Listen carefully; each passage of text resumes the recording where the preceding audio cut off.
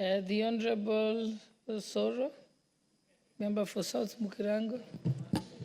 Thank you very much, Honorable Speaker, for this opportunity to also speak to the presidential address by His Excellency the President in this House. Honorable Speaker, the President, in my view, spoke to the real issues that affect the common mwananchi. He's been in the past accused of not being able to be in touch of the things that affect the common man or the mwananchi.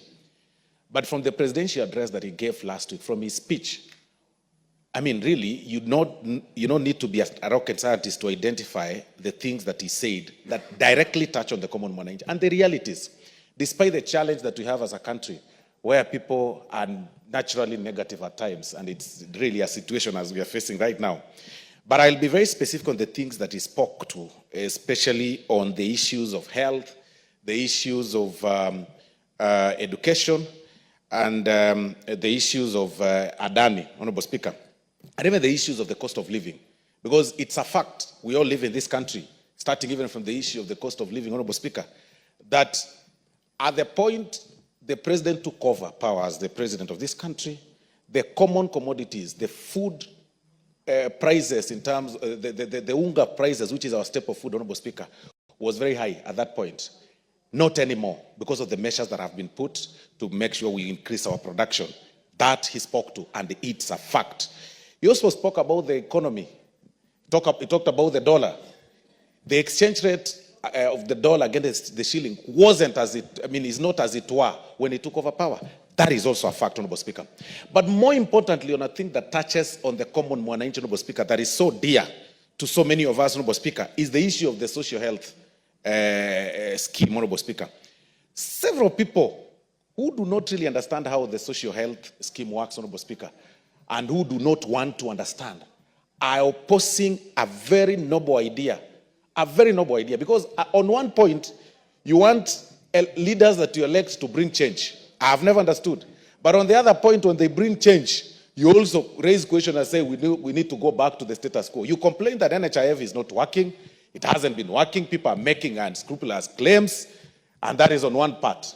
Then on the other part, when there is a system that has been now, that is really been, that has been put in the market, or rather to the public, that is going to work, or that is working very well, you then again start saying, okay, let's revert back to the old system. I mean, really, then why do you elect leaders? Because you've got to elect leaders for change. And you admit the ideas, because you can't be complaining without offering a solution. Honorable Speaker, I want to quote a message, and I want to read this message that I received yesterday from my constituent about the social health system. Honorable Speaker, I read this message from one constituent. It told me, good evening, Mheshimiwa. I wish I could get opportunity to thank His Excellency the President, but through you, the message is home. I'm from South Mogrango, Tabaka Ward, and a beneficiary of SHA. SHA has footed my dad's surgery hospital bill of 151K without paying a shilling.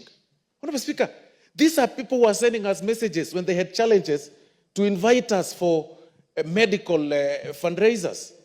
This is transformation. This is something that all of us should be celebrating, Honorable Speaker.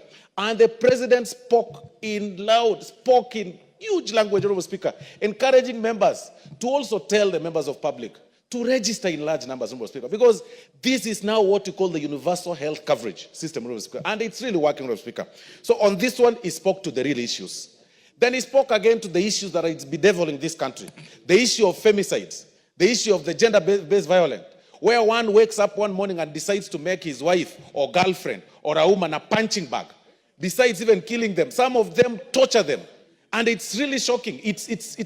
I don't know whether it's a moral issue, whether it's a devil that is now getting into people's heads, where you wake up one morning and you just want to, the person that you've lived with or you've been having a relationship with, you just decide to turn them into an animal and you want to punch them and hit them. Honorable Speaker, that is really a point that His Excellency the President spoke to, and we all condemn such. And finally, Honorable Speaker, this House has been accused over the issue of that at some point, some members of Parliament celebrated ADANI when the deal was being proposed, and at another point, when the President sought for the withdrawal, that we clapped and, gave him a standing ovation. I want to explain to the members. 1 minute, you finish the sentence.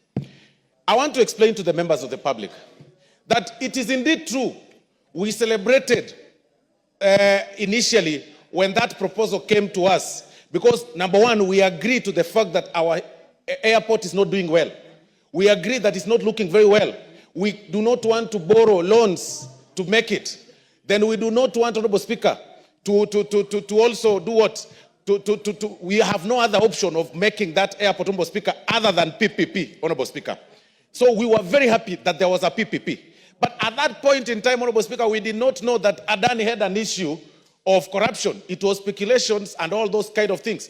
Up until that morning, when the when America found him culpable of some corruption matters, Honorable Speaker, and as people, are patriotic Kenyans, we were happy that now, because we are fighting corruption, that is why the members of parliament gave him a standing ovation, because he is fighting, he doesn't.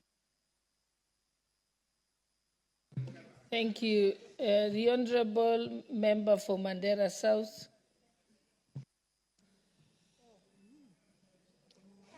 Thank you, Honorable Speaker.